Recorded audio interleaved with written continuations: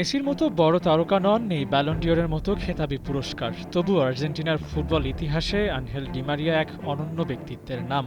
Sky blue জার্সিতে Lionel মেসির বিশ্বকাপ জয় কিংবা কোপা আমেরিকার শ্রেষ্ঠত্ব অর্জনে ডিমারিয়ার নাম লেখা থাকবে স্বর্ণাক্ষরে।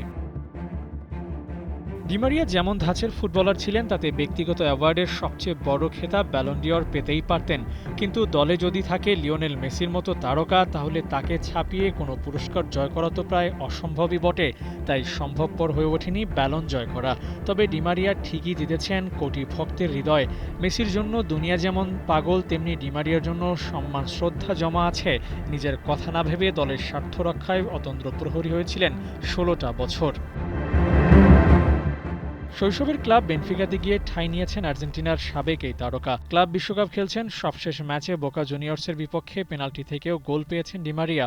গোল করা যেন অভ্যাসে পরিণত হয়ে গিয়েছে তার। আর্জেন্টিনার জার্সিতে 139 অ্যাপিয়ারেন্সে 61 গোলে অবদান রেখেছেন। ক্লাব ফুটবলে 187 গোল আছে এই তারকা উইঙ্গারের।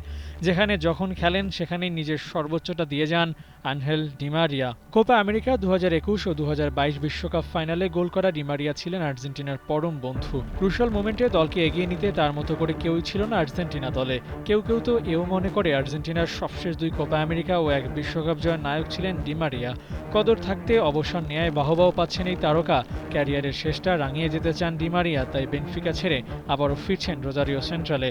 এখান থেকেই বিদায় বলতে পারেন ফুটবলকে। আবু নাঈম, 71।